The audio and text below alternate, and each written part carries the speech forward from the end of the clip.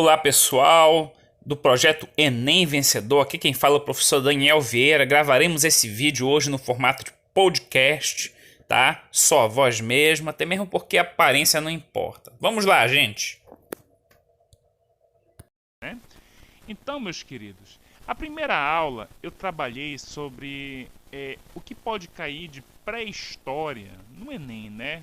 Pré-história, como eu disse para vocês, é um termo errado, pois sugere que os povos que viveram, né, antes da escrita não tinham história. Hoje a aula será sobre o Egito Antigo, e para entendê-lo é preciso entender que o Egito foi fruto do processo de sedentarização, tá? Sedentarização foi quando acabou o nomadismo, os povos deixaram de ser caçadores e coletores e passaram a desenvolver a agricultura e a criação e domesticação de animais, se fixando em territórios, principalmente em territórios próximos de rios, tá? Porque o rio oferecia condição tanto para a fertilização do solo como para a alimentação desses povos. Então, próximo ao Egito, o Egito na verdade faz parte de um conjunto de regiões desérticas, mas que tinham rios importantes na qual surgiram cidades chamada Crescente Fértil, tá? E dentre esses rios estava o Tigre Eufrates da Mesopotâmia, que veremos em outra aula, e está o Rio Nilo, ok, gente? E sobre o Rio Nilo, o que é importante destacar? O Egito ficou conhecido como dádiva do Nilo. Pelo historiador Heródoto. Por quê? Porque a presença do rio Nilo, o fato de um povo se sedentarizar próximo de um rio é algo crucial, porque o rio Nilo fornecia, através dos materiais orgânicos que haviam junto de suas águas, condições para fertilizar o solo e desenvolver a agricultura, tá? Além da água, né, para matar a sede.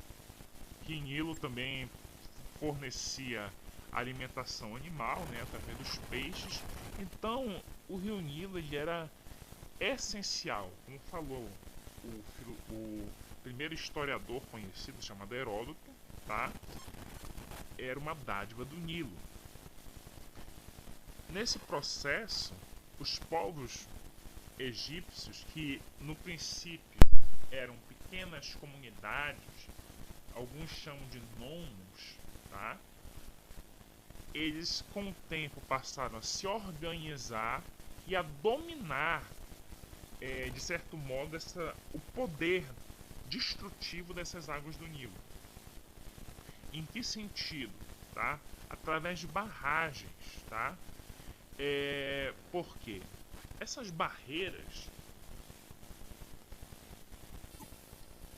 controlavam o fluxo do rio e através de calhas, encanamentos, seria possível o que? Deslocar essa água, tá? Em período de cheias dos rios para regiões agricultáveis, tá? E assim o Egito vai desenvolvendo uma forte, uma pujante agricultura.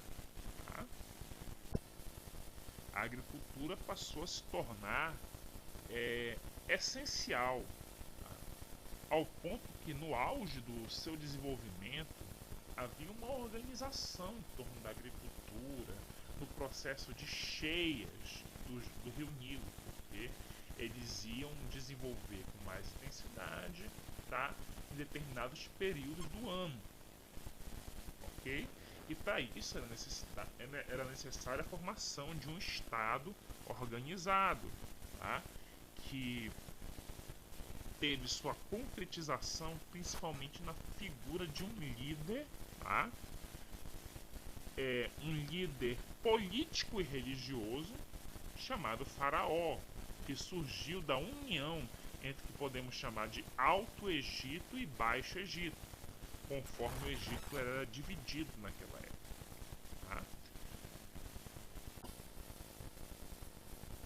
Quando eu falo político religioso é porque o faraó, ele tinha, a ele era atribuído características religiosas, como filho dos deuses, ok?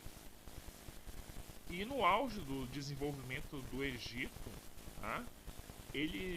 O Egito abrangia uma área de cerca de 30 mil quilômetros quadrados e uma população de 7 milhões de habitantes.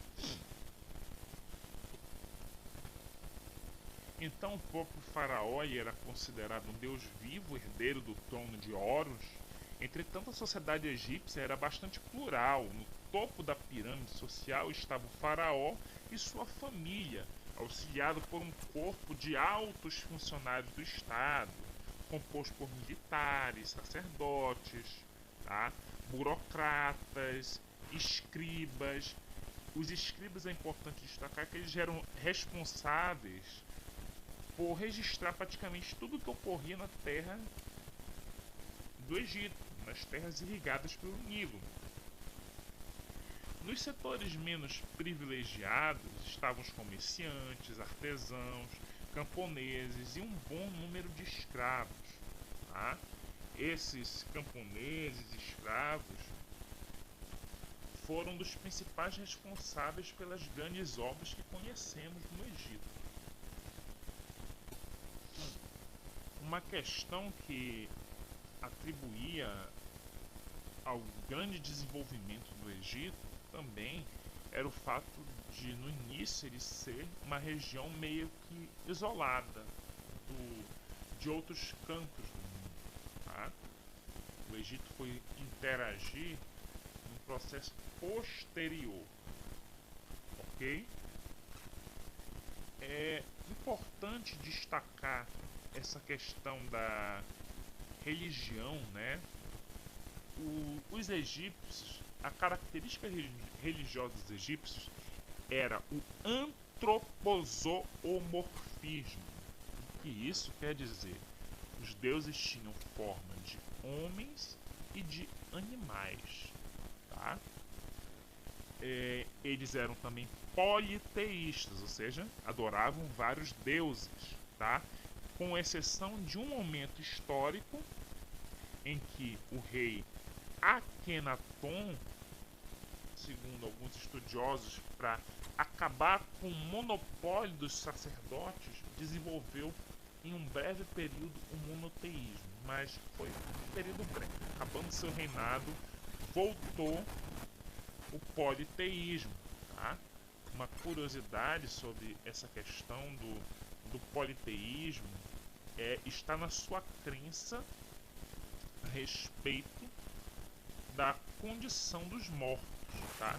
Primeiro que as pirâmides era uma espécie de cemitério, tá? De pessoas importantes que morriam. Ok? Lá o faraó era colocado, por exemplo. E como era colocado? Não era enterrado. Havia um processo chamado mumificação. Eles acreditavam, tá, que quando a pessoa morre, tá, o espírito iria ser julgado, né? E para isso, para que o espírito se mantenha, o corpo deve ser conservado. Então, o processo de mumificação, muito conhecido, era um processo de conservação deste corpo. Então, para conservar esse corpo, era necessário abrir o corpo, colocar diversos elementos para que esse corpo seja conservado, tá? E nessa abertura de corpos surgiu o que eu posso considerar um dos principais legados culturais egípcios. Quais? A medicina, tá? Quando você passou a abrir o corpo dos mortos, a medicina vai estar se desenvolvendo, porque você vai olhar dentro do corpo, de repente, a causa morte. A escrita também é uma característica importante desse povo. Os egípcios registravam praticamente tudo o que acontecia e, para tal, desenvolveram um complexo sistema de escrita, a mais importante sendo a hieroglífica, tá? Baseada em símbolos que poderiam significar letras, sílabas ou mesmo frases inteiras. Uma curiosidade interessante é a Pedra de Roseta. Foi uma pedra encontrada no Egito, na qual foi possível identificar a tradução de um hieroglifo egípcio para o grego. Tá? Isso facilitou muito, a partir do momento que se viu a tradução desse hieroglifo para o grego, facilitou muito a interpretação dos hieroglifos. A arquitetura e matemática também foram desenvolvidas de forma plena, como podemos verificar, né, nas pirâmides. Pirâmide de Gizé, por exemplo, que permanece até hoje como mostra de grandeza desse importante povo da antiguidade. Então, o que cair no Enem está basicamente cercado nisso: legado cultural, desenvolvimento histórico, tá? Agora eu vou corrigir as principais questões que eu passei no simulado para vocês. Meus queridos, vamos então à primeira questão, tá? A primeira questão fala: o Egito é visitado anualmente por milhões de turistas, todos os quadrantes do planeta, desejosos de ver com os próprios olhos a grandiosidade do poder esculpido em pedra há milênios, as pirâmides de Gizé, as tumbas do Vale dos Reis e os numerosos templos construídos ao longo do Nilo. Qual é a resposta dessa questão? A pergunta é: o que hoje se transformou em atração turística era no passado interpretado de forma diferente, pois, resposta certa, letra A, tá? Significava, entre outros aspectos, o poder que os faraós tinham para escravizar grandes contingentes populacionais que trabalhavam nesses monumentos. Tá? O que isso significa? Que o Antigo Egito constituía uma monarquia teocrática, na qual a servidão coletiva era de trabalho dominante. Dentro dessa estrutura, o faraó dispunha de poder necessário para mobilizar grandes contingentes de pessoas, tá? Um grande número de pessoas, destinando à construção de obras monumentais. Então, era uma monarquia, como eu falei, era um rei que tinha características, poder tanto religioso quanto, tá, político. E era capaz, porque ele era visto como dono do território, de mobilizar grande número de pessoas, ok? Primeira questão resolvida. Segunda questão, queridos, vamos lá. Ao visitar o Egito do seu tempo, o historiador grego Heródoto interessou-se por fenômenos que lhe pareciam incomuns, como as cheias regulares do rio Nilo. A propósito do assunto, escreveu o seguinte: eu queria saber por que o Nilo sobe no começo do verão e, subindo, continua durante 100 dias, porque ele se retrai e sua corrente baixa assim que termina esse número de dias, sendo que permanece baixo o inverno inteiro, até o novo verão. Bem, isso é um texto do Heródoto, tá? Nessa passagem, Heródoto critica a explicação de alguns gregos para os fenômenos do rio Nilo. De acordo com o texto, tá? Julgue as afirmativas abaixo. Olha, a alternativa correta é a letra A, ok? Porque, para alguns gregos, as cheias do Nilo devem-se ao fato de que suas águas são impedidas de correr para o mar pela força dos ventos do noroeste. Tá? Heródoto ele era considerado o pai da história. E isso era uma explicação da época para as cheias do Nilo, tá? Mas ele depois a destrói com argumentos baseados na observação dos fatos, tá? Havia uma explicação sobre as cheias do Nilo, que era o vento que ia diminuir as cheias, tal. Mas o que é que acontece? O Heródoto, ele vai de perto observar essas cheias do Nilo, esse fenômeno, e vai destruir esse argumento com outro, tá? Da qual você observou no texto.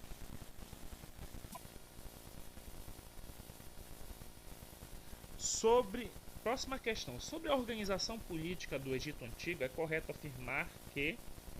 Qual é a resposta aqui mais coerente? Letra E. O faraó ocupava o topo da hierarquia social e o seu sistema de governo era o teocrático, conforme eu venho falando para vocês já há algum tempo. Era um sistema, ao mesmo tempo, político como religioso. Próxima questão. Os escribas do Egito Antigo ocupavam uma posição subalterna na hierarquia administrativa, governamental, mais as características do seu ofício os afastavam de trabalhos forçados, das arbitrariedades das elites, que subjugavam e exploravam camponeses livres e escravos de origem estrangeira. Tal condição privilegiada se explicava... Qual é a resposta? Letra B. Pelo domínio dos escribas, dos segredos da escrita demótica e dos hieróglifos, tá? Do cálculo e, por conseguinte, da organização das atividades da administração pública. Então, essa é uma questão que está mostrando por que o escriba tinha esse destaque, tá? Ele tinha domínio da escrita. Quem tinha domínio da escrita naquela época tinha um grande destaque na sociedade. Ainda mais numa região como o Egito, em que eles buscavam registrar praticamente tudo. Questão 3, a próxima questão, né? A construção das pirâmides do Egito Antigo ainda está envolta em mistérios e curiosidades, sendo fonte de estudos na história, na engenharia, na matemática e na arte. O processo de construção caracteriza-se pela letra C, grandiosidade em suas dimensões e uma estrutura sólida, tá? Até hoje as pessoas ficam muito encantadas, né, com a maneira proporcional, com a maneira organizada, né, que foi desenvolvida essas pirâmides, tá? Até mesmo como se deslocou esses blocos. Há estudos que mostram que uma das maneiras de deslocar esses blocos de pedra imensos para o local onde ia ser feitas as pirâmides é você deixar o chão mais úmido, que isso ia facilitar o deslocamento, ok? Quarta questão. No Egito Antigo, a mumificação do corpo de um morto era uma arte. O corpo passava por várias fases. Uma delas era a dissecação. Para tanto, o cadáver era coberto com um natrão estendido sobre uma mesa de 40 dias, onde perdia 75% do seu peso. Para os egípcios, a mumificação relacionava-se à crença, letra A, a resposta. Vida perpétua era real e os corpos tinham que ser preservados para o seu encontro pela alma. Ok, gente? É aquilo que eu tinha falado para vocês, tá? Que para a alma, para o seu reencontro, na verdade, ele está dizendo seu reencontro.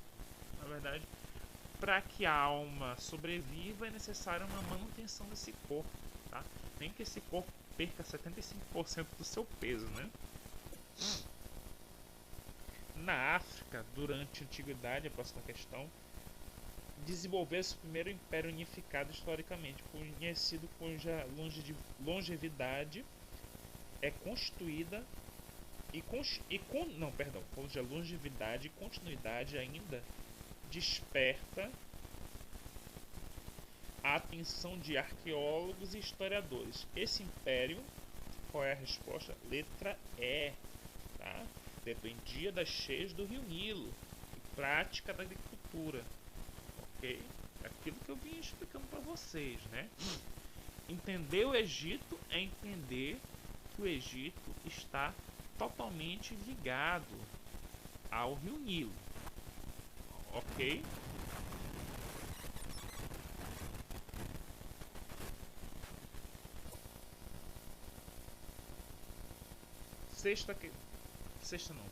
Próxima questão, sobre o papel do rio Nilo na estruturação da sociedade no Egito Antigo, é correto afirmar que letra A resposta, tá? Permitia a atividade econômica e com suas cheias regulares garantia a estabilidade político e o domínio simbólico dos faraós. Como eu falei, tudo girava em torno do rio Nilo, tá? Até mesmo a economia. Próxima questão. Os estados teocráticos da Mesopotâmia e do Egito evoluíram, acumulando características comuns e peculiaridades culturais. Os egípcios desenvolveram a prática de embalsamar o corpo humano porque... Letra C, a resposta, tá? Eles acreditavam que depois da morte a alma podia voltar ao corpo mumificado. Olha, aqui citou uma região importante que vai ser o tema da próxima aula, Mesopotâmia, tá? Mesopotâmia e Egito tiveram histórias em ambientes relativamente próximos, tá? Ou seja, a crescente fértil que eu falei no início.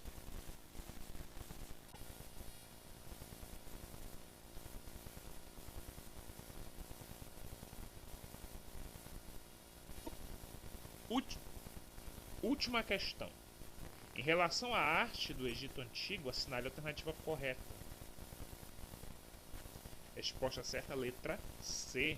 Estava destinada à glorificação do faraó e a representação da vida de além-túmulo, ou seja, muito do que se fazia na arte egípcia, tá? Tinha esse aspecto, digamos que elitista, ligado ao faraó, que não impedia também de ter a arte mais popular, mas a arte que se é conhecida, que se é, digamos, hegemônica, ou seja, preponderante, tá? É a ligada a questões referentes ao faraó e a vida além do túmulo. Basta você ver a arte desenhada nas tumbas, pirâmides, enfim, gente. Essa foi a aula de Egito em formato de podcast, tá? Muito obrigado pela atenção de vocês. Espero que em breve essa tempestade aqui do coronavírus passe, né? A gente possa se conhecer pessoalmente, tá, gente? Eu gosto muito mais de dar aula pessoalmente. Esse negócio aqui de ficar falando sozinho, sem o meu aluno para interagir comigo, é uma coisa muito estranha, sabe? Mas, de todo modo, um forte abraço para vocês, tá? Estudem, se preparem, tá? Que vai passar essa tempestade e vocês vão conseguiremos alcançar os nossos sonhos. Basta ter foco e determinação. Valeu!